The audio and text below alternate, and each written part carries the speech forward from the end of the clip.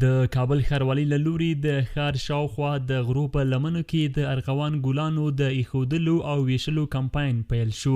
دغه کمپاین د دوهمې ناحیې د تلویزیون غره په لمن کې پیل شو. د کابل ښاروالۍ د زرغونتیا ریاست رئیس عبدالوکیل متوکل وویل چې پلان لري د کابل په بېلابېلو برخو کې شاوخوا 10,000 د ارغوان بوټي کېنوي. لله الحمد سکلې د 2 میلیونه په شاوخوا کې بوټي هغه د ولسته او د کابل ښار ته عرض کړه. ریاست سرسبزي وتوانېدله چې د کابل د ښار د تپو لپاره سږ کورونو ته 10,000 بوټي رایه کړي او عرضه یې کړي. د دې وجې نه د کابل ښاروالۍ یو مستقل ریاست د دې لپاره ریاست سرسبزي په نامه باندې نومولی. په دې کې تقریبا 1400 کسان د کابل د سرسبزي لپاره خدمات ارائه کوي. د کابل ښاروالۍ مسؤلینو له ښاریانو څخه غوښتنه وکړه چې د ښاروالۍ سره په همکارۍ له دغو ونو او بوټو سمه ساتنه او پالنه وکړي. دوی دغه راز زیاتوي سږ کال کابل ښاروالۍ 1 میلیون د مرسل او ورته نورو ګلونه د کابل ښار د ښکلا او سرسبزۍ په موخه د دغه ښار د بېلابېلو سیمو د سړکونو په ګلدانونو کې کېنولي.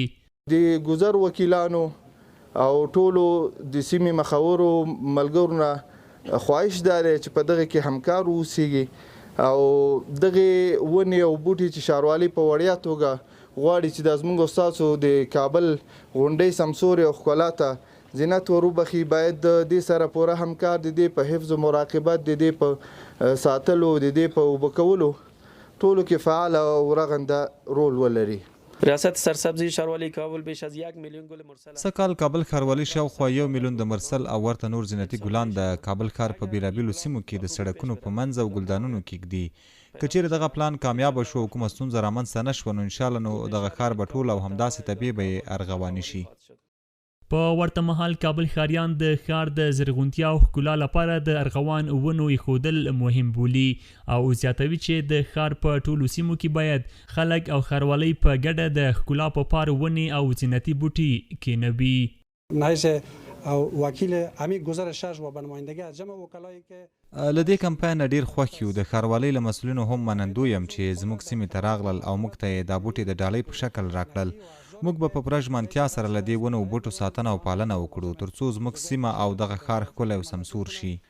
د شپږم ګذر د وکیل او دغه راز د دوهمې ناحیې د ټلویزیون د تپې وکیلانو په استازولۍ کوم زینتي بوټي چې په دغه تپه کې کېنول کېږي او یا د دې سیمې اوسیدونکو ته ورکول کېږي، ځان د دې بوټو په ساتنه او پالنه کې متحد او مسؤل ګڼم. خدای دې موږ ته توفیق راکړي، نه تنها د دې بوټو ساتنه بلکې د هر خیر کار چې د وطن د آبادۍ لپاره زموږ له وس او توان پوره وي په پوره ژمنتیا سره به یې ترسره کړو. از این کمپاین بسیار خوش هستیم. له دې کمپاین ډیر خوښ یو. د ښاروالۍ له مسؤلینو هم منندوی یم چې زموږ سیمې ته راغلل او موږ ته یې دا بوټي د ډالۍ په شکل راکړل. موږ به په پوره ژمنتیا سره له دې ونو او بوټو ساتنه او پالنه وکړو ترڅو زموږ سیمه او دغه ښار ښکلی او سمسور شي.